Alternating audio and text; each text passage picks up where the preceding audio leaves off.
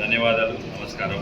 అట్లనే జిల్లా అధ్యక్షులు గంగిరెడ్డి మోహన్ రెడ్డి గారు తక్కువ ఎడ్యుకేషన్ బడ్జెట్ అంటే తెలంగాణ అన్నిట్లో 4.4%, ఇంకా తక్కువ అంటే అన్నిట్లో తక్కువ. దాన్ని ఇంకో దిక్కు ఎంప్లాయీస్ అండ్ మిడిల్ క్లాస్, రైతులకు ఎట్లా చేస్తున్నాము, మిడిల్ క్లాస్ కూడా ఇప్పుడు ట్యాక్స్ ద్వారా చేసినాము. కానీ ట్యాక్స్ ఒక్కటి ఉంటే సరిపోదు. నేను చెప్పినట్టు వాళ్ళకు అవకాశాలు ఇవ్వాలి. ఎట్లయితే మెడికల్ సీట్స్ పెంచినాం, ఇది తప్పనిసరి చేస్తాం. సో వన్ మోర్ థింగ్, యాక్చువల్గా టీచర్స్ సంబంధించి ఇప్పుడు టీచర్స్ పోతున్న సిపిఎస్ విధానాన్ని రద్దు చేయాలని చెప్తున్నారు కదా, అంటే ఆ విషయం పెన్షన్ మళ్ళీ మీరు తీసుకోవడానికి ప్రయత్నం చేస్తారు. 317 అప్పుడు అందరు వ్యతిరేకించారు, టీఆర్ఎస్ వ్యతిరేకించారు. ట్రాన్స్ఫర్ అక్కడి నుంచి అక్కడ ట్రాన్స్ఫర్, భార్య దిక్కు భర్త దిక్కు పిల్లాడు, ఇది ఘోరమైన జీవాన్ని.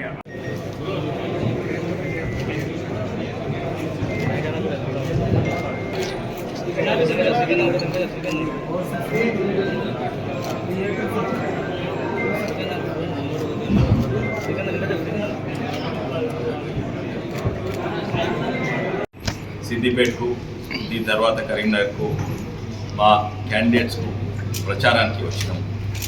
మీడియా ద్వారా మొట్టమొదలు విద్యావంతులందరినీ, గ్రాడ్యుయేట్స్ను, టీచర్స్ అందరినీ మీ ద్వారా ఓట్లు అడుగుతానికి వచ్చినాం. కానీ కేవలం రాజకీయాల ఏదో పోస్ట్ వస్తుంది, ఒక సీట్ వస్తుందని కాదు. ఇది దేశానికి కొరకు, రాష్ట్రానికి కొరకు ఒక డైరెక్షన్లో తీసుకుపోతున్న మోడీ గారు, బీజేపీ ప్రభుత్వం కొరకు మేము వచ్చినాం ఇక్కడికి. ఎందుకంటే ఇప్పుడు దాదాపు తెలంగాణలో అందరూ నిర్ణయానికి వచ్చింది. ఇంతకుముందు ఉన్న పార్టీని చూసిండ్రు, ఇప్పుడు నడిపిస్తున్న అధికార పార్టీని చూసిండ్రు. అందరు రెండు పార్టీల మీద నమ్మకం అయింది తెలంగాణ ప్రజలకు. ఒకటే ఒక మార్గం, అభివృద్ధి, ముందుకు వచ్చే ప్రభుత్వం తప్పనిసరిగా అది బీజేపీ ఉంటుందని. అందులో ఆ దారిలో మొట్టమొదటి అడుగు ఎమ్మెల్సీ ఎలక్షన్స్ గెలవడము అని మేము నిర్ణయంకి వచ్చినాము, ప్రజలకు నిర్ణయంకి వచ్చినాము.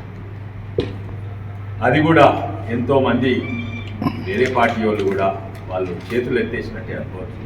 ఎందుకంటే కాంగ్రెస్ ఇప్పుడు అసలు క్యాండిడేట్సే పెట్టలేదు టీచర్స్. ఒకటే ఒక గ్రాడ్యుయేట్స్కు తప్ప వాళ్ళకి టికెటే ఇవ్వలేదు. అంటే ఆల్రెడీ చేతులు ఎత్తేసినాం. మా గెలుపు ఖాయం. కానీ సంఖ్యల గురించే కాదు. ఎందుకంటే వాళ్ళ ఆశలు ఎన్నో ఉంటాయి. Salaried class, middle class, educated, వాళ్ళకి బిజినెస్ ఉండేవి, పెద్ద భూస్వాములు కాదు. వాళ్ళకు రైతు బంధు పనిచేయదు, ఇది పనిచేయదు. వాళ్ళ ఆశయం ఉంటుంది, ఇంత సంపాదిస్తే ఖర్చుల కొంగ ఇంత మిగులుతే రేపు ఒక ఇల్లు కొరకు ఇన్స్టాల్మెంట్ కట్టవచ్చు, ఓ ప్లాట్ కొనవచ్చు. కానీ అన్నిట్లో ముఖ్యమైందంటే వాళ్ళ జీవితాలలో వాళ్ళ పిల్లలు బాగుపడాలంటే వాళ్ళకు ఎడ్యుకేషనే ఒక మార్గం. వాళ్ళ జీవితాలు మంచిగా కావాలంటే వాళ్ళకి సంతృప్తి ఎప్పుడుందంటే వాళ్ళ పిల్లలు డైరెక్షన్ పడి. ఎందుకంటే వాళ్ళకి బిజినెస్ ఉంటాయి. మా కొడుకు డాక్టర్ అయితే మంచిగా, మా బిడ్డే డాక్టర్ అయితే మంచిగా అంటే ఈసారి మోడీ గారు బడ్జెట్లో ఈ సంఖ్యలు కాదు, వాళ్ళ జీవితాల్లో బాగా చేస్తారు.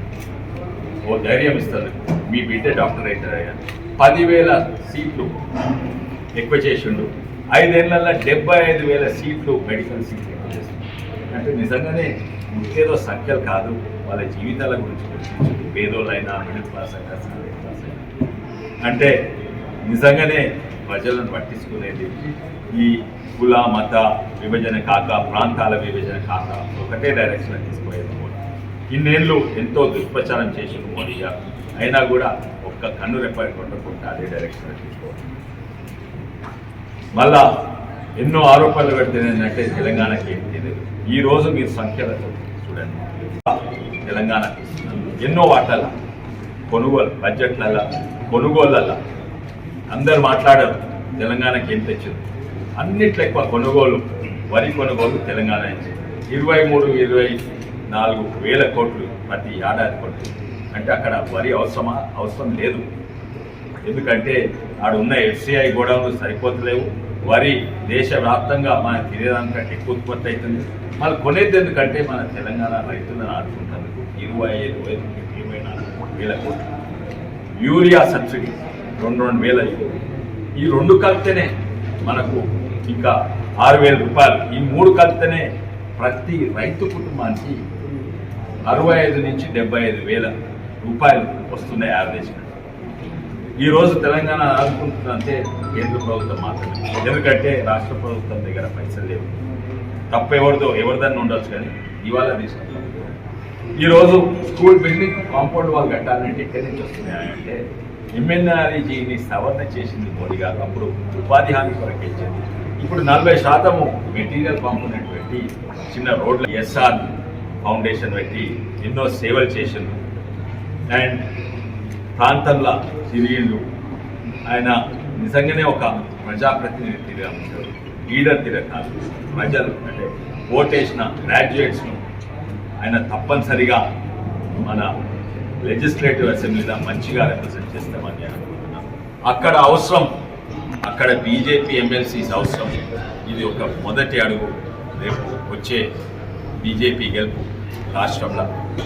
అట్లనే మల్క కొమరయ్య గారు తను ఎంతో ప్రజాసేవ చేసిండు. చిన్న కుటుంబంలో కరీంనగర్లో పెరిగి సిటీకి వచ్చి పెద్ద బిజినెస్, ఏదో లిక్కర్ దందాలు, రియల్ ఎస్టేట్ దందాలు కాదు, స్కూళ్ళు పెట్టి ఎంతో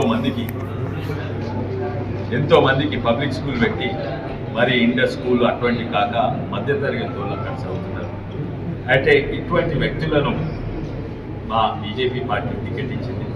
మీ ద్వారా అందరికి కూడా గ్రాడ్యుయేట్స్కు టీచర్స్ గెలుపు అయితే ఖాయం, గ్రాడ్యుయేట్స్ గెలుపు కూడా ఖాయం. అందరి టీచర్స్ ఇంకా గ్రాడ్యుయేట్స్కు మీ ద్వారా మా విజ్ఞప్తి. ఎందుకంటే మీరందరూ కూడా భారీ సంఖ్యలో బయటికి వచ్చి ఓటేసే అవసరం. ఎందుకంటే ఓటింగ్ పర్సంటేజ్ గ్రాడ్యుయేట్స్లో చాలా తక్కువ ఉంటుంది.